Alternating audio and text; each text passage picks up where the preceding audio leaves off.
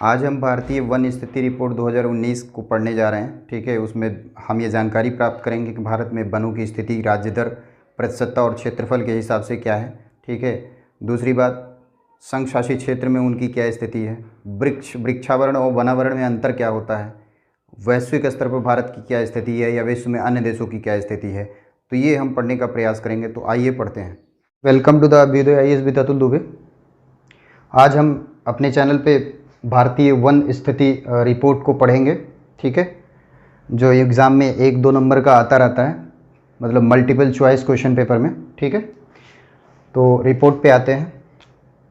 Forest report है ये forest report है जो भारतीय वन सर्वेक्षण विभाग द्वारा तैयार किया जाता है, और साथ में ये भारतीय वन सर्वेक्षण विभाग द्वारा तैयार करके फिर पर्यावरण एवं जलवायु परिवहन मंत्रालय द्वारा जारी किया जाता है।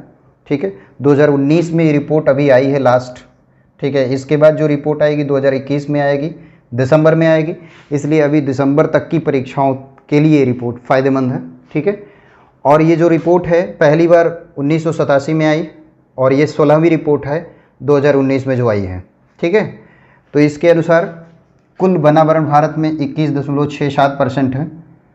ठीक है, ये मतलब ये फॉरेस्ट कवर जिसको कहते हैं टोटल फॉरेस्ट कवर, और कुल वृक्षावरण 2.89% है जिसको आप ट्री कवर कहते हो, और tree cover plus forest cover यानी कि कुल वनावरण प्लस वृक्षावरण 24.56% है। और इसमें ख़ास बात यह है कि हमारे राष्ट्रीय वन नीति 1988 बनाई गई, जिसमें उसमें मानक बनाया गया कि मैदानी क्षेत्र में वनों का 1/3 या 33.33% होना आवश्यक है, और अगर पहाड़ी क्षेत्र है तो 2/3 या 66.67% वनों का होना आवश्यक है। ये मानक है, इतना होना चाहिए, ये मानक के रूप में रखा गया है नहीं। अभी मानक से 24.56% ही हमने पूरा किया है। भारत में जो है उत्तर पूर्वी राज्यों का वनावरण में भारत की योगदान 25% यानी 1/4। और सबसे खास बात है कि 2019 की रिपोर्ट में इनके वनावरण में कमी आई है। जैसे फॉर एग्जांपल है, मतलब 2017 में जो लास्ट रिपोर्ट आई थी उससे कम हुई है वनावरण। जैसे मिज़ोरम में जहाँ पर परसेंटेज ऑफ जो है फॉरेस्ट ज़्यादा है, वहाँ पर इस बार वनों की कमी आई है। ये सबसे बड़ी समस्या रही है इस बार के रिपोर्ट में। आगे अविलिखित वन क्षेत्र की बात करते हैं। अविलिखित वन क्षेत्र जो है वो वनावरण और वृक्षावरण, ठीक है, जिसमें चाहे वन हो या ना हो या वृक्ष हो या ना हो, ठीक है, उन सभी क्षेत्रों को शामिल किया जाता है। और उसमें आरक्षित, संरक्षित एवं राज्य सरकार द्वारा राज्य सरकार के अनुसार जो भी वन है, इन तीनों को मिलाकर शामिल किया जाए तो ये अविलिखित वन होते हैं। और ये 1927 के, ठीक है, वन नीति के अनुसार ये नियम बनाया गया था, मतलब कानून के रूप में, कि आरक्षित, संरक्षित और राज्य सरकार द्वारा सभी जो है वन जो है अविलिखित वन के रूप में होंगे। लेकिन जो हम लोग वनावरण पढ़ते हैं वो अविलिखित वाला नहीं पढ़ते हैं, जो एग्ज़ाम में जनरली लिखा जाता है। ठीक है, तो वो उसमें होता है कि जहाँ पर वनावरण में वन होते हैं उसकी बात करते हैं, लेकिन हम अविलिखित को कंफर्म करने के लिए बात कह रहे थे। दूसरी बात, भारतीय वन स्थिति रिपोर्ट के अनुसार जो वनावरण होता है उसमें 1 हेक्टेयर से अधिक क्षेत्रफल वाले वन, ठीक है, जिसमें वृक्ष छत्र घनत्व यानी कि ट्री कैनोपी डेंसिटी, मतलब ट्री की जो डेंसिटी है कुल मिला जुलाकर, ठीक है, अगर वो 1 हेक्टेयर में 10% से अधिक हो तो फिर उसको वनावरण में कंसीडर किया जाता है। और जिसमें मैंग्रोव शामिल होते हैं लेकिन झाड़ियाँ शामिल नहीं होती।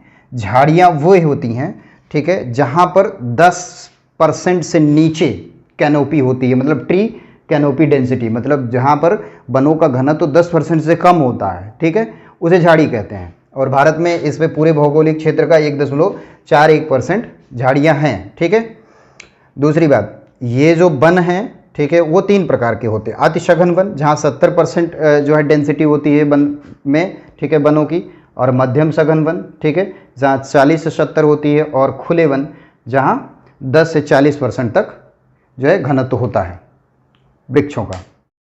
वृक्षावरण की बात करें तो वृक्षावरण 1 हेक्टेयर से कम क्षेत्र वाले ऐसे वृक्षीय क्षेत्र, ठीक है, जहाँ पर वृक्ष पाए जाते हैं उसे वृक्षावरण के क्षेत्र में रखते हैं। ठीक है, और 2001 से इसका आकलन शुरू हो गया है। पहाड़ी क्षेत्र उसे कहते हैं जिससे समुद्र तल से जिसकी ऊंचाई 500 मीटर की हो।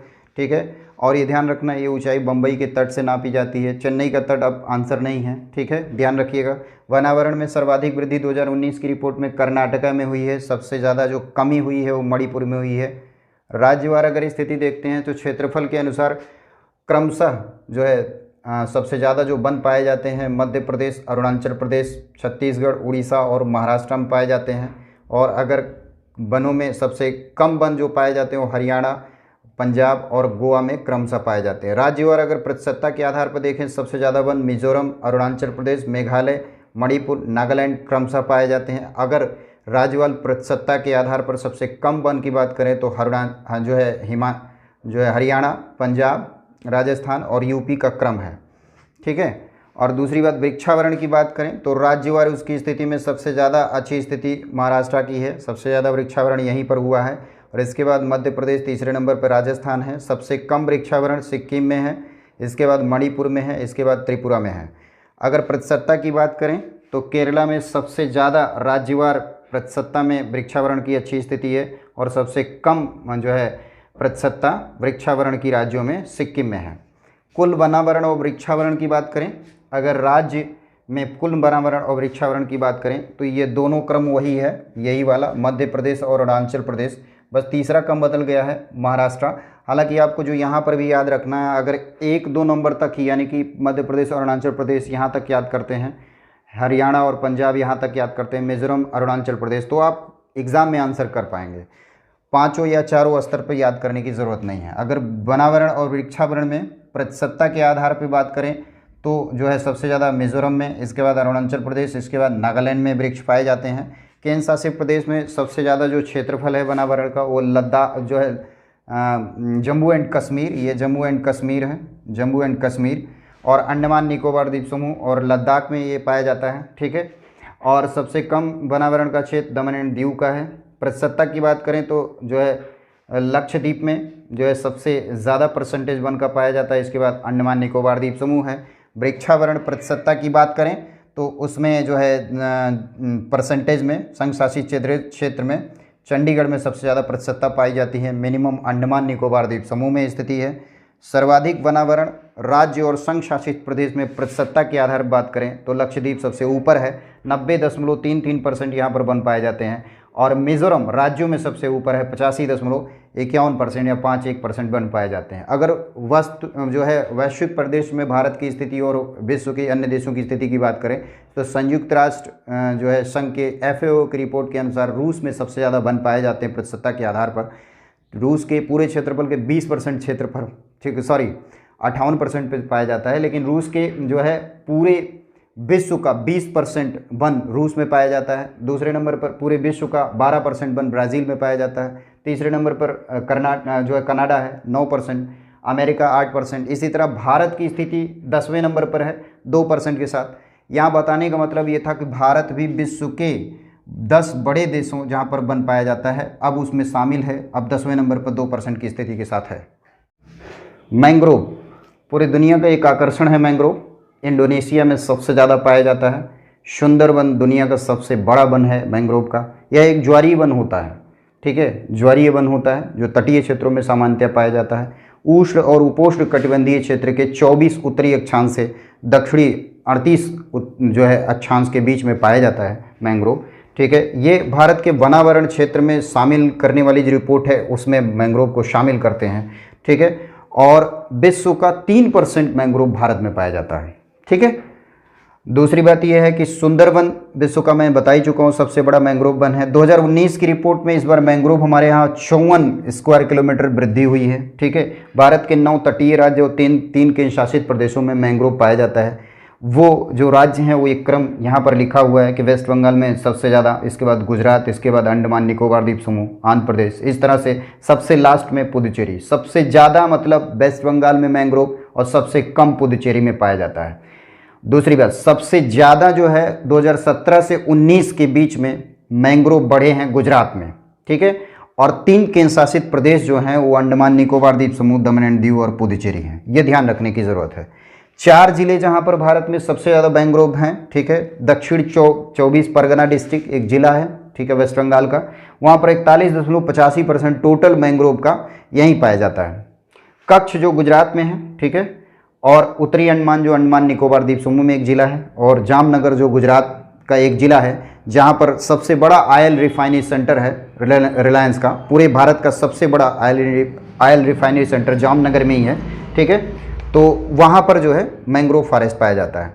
वन क्षेत्र में एक चीज़ और बताने की ज़रूरत है, वन क्षेत्र में सबसे ज़्यादा कार्बन स्टॉक जो है अरुणाचल प्रदेश में इस बार पाया गया, इसके बाद मध्य प्रदेश का नंबर है, इसके बाद छत्तीसगढ़। याद रखने की ज़रूरत केवल जो है अरुणाचल प्रदेश है। अगर आप यूपी का एग्ज़ाम देने जा रहे हैं तो यूपी की भी वन क्षेत्र की रिपोर्ट याद करना आवश्यक है। तो आते हैं, यूपी में अभिलिखित वन क्षेत्र जो है वो टोटल 6.88% है, लेकिन जो वनावरण है 6.15% है, वृक्षावरण 3.05%, वनावरण और वृक्षावरण 9.2%, ये इसी का योग है, ठीक है। दूसरी बात, जो अभिलिखित वन क्षेत्र है मैंने बताया 1927 के वन अधिनियम के अनुसार है, ठीक है, जिसमें आरक्षित संरक्षित क्षेत्र और राज्य द्वारा वन क्षेत्र जो बनाए गए हैं, स्थापित किए गए हैं, वो उनको भी इसमें शामिल किया जाता है, ठीक है। जहाँ पर वन हो या ना हो सभी को लिया जाता है। जिलेवार बात करें क्षेत्रफल के अनुसार, सबसे ज़्यादा क्षेत्रफल सोनभद्र में है, खीरी में, इसके बाद मिर्ज़ापुर में, इसके बाद सबसे ज़्यादा वन है। मिनिमम की बात करें, सबसे कम जो है क्षेत्रफलवार तो संत रविदास नगर पहले पर है, दूसरे नंबर पर मऊ, तीसरे नंबर पर मैनपुरी है, ठीक है। जिलेवार प्रतिशतता के आधार पर सबसे ज़्यादा वन सोनभद्र में है, इसके बाद चंदौली, इसके बाद पीलीभीत, और जिलेवार प्रतिशतता के रूप में सबसे कम वन संत रविदास नगर में, ठीक है, और इसके बाद मैनपुरी, फिर देवरिया है, ठीक है। अगर हम बिहार की बात करें, अगर आप बिहार का एग्ज़ाम देने जा रहे हैं तो बिहार की रिपोर्ट भी याद करिएगा, ठीक है। जिलेवार क्षेत्रफल के अनुसार सबसे ज़्यादा जो है वन जो है भभुआ में है, इसके बाद कैमूर में है, पश्चिमी चंपारण, इसके बाद रोहतास, इसके बाद जो है जिलेवार क्षेत्रफल के रूप में सबसे कम वन जो है जहानाबाद में, इसके बाद शेखपुरा में, इसके बाद अरवल है।